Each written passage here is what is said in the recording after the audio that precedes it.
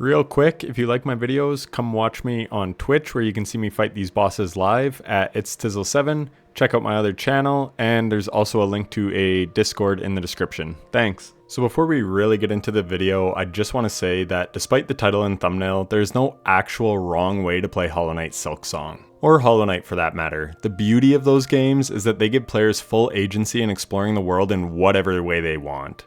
That being said, I've seen lots of people in my comments saying that this game is too hard, and this is who this video is for.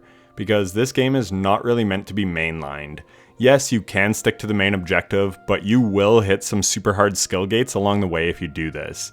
However, if you do a bunch of side quests, you absolutely will become more powerful. I know this because I've just done it. So in this video, I want to talk about how it has made the game much easier as a result.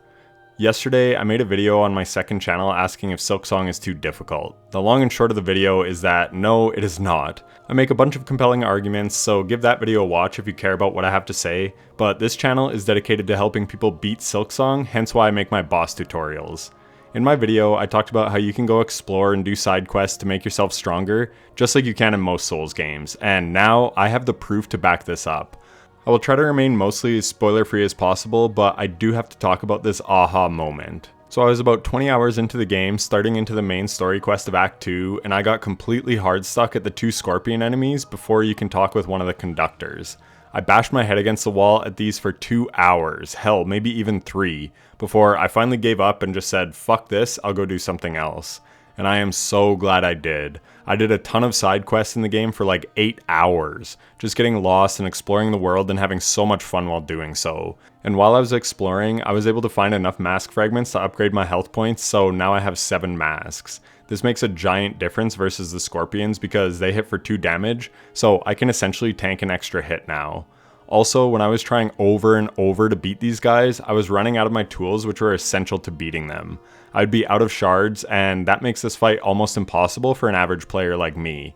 But when I came back, I was kitted up with traps, and I also had a new secret weapon, the Fade Down Cloak, aka the Double Jump. I have a video on my channel if you want to know how to get it, but this thing made taking on enemies so much easier.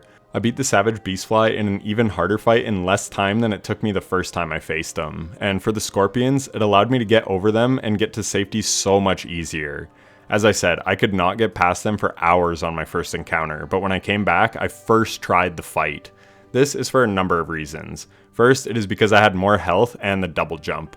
Those by far were the 2 biggest factors in this becoming easier. But another thing that happens when you're doing side quests is you are constantly being challenged and becoming better at the game. Just by playing the game and exploring, you passively get better at the game, more comfortable with the movement and controls. So when I came back, I was a better player mechanically, and I was also straight up stronger thanks to the tools and health and movement capabilities. This combined to make what was once almost an unbeatable encounter for me, like a 9 out of 10 difficulty, into something like a 6 on the difficulty scale. I was blown away by how much easier it felt. And then, after I beat this, I explored more of the area trying to find other conductors and came across the Pale Oil, so now my needle will hit for more damage, which will just make the game that much more forgiving for me going forward.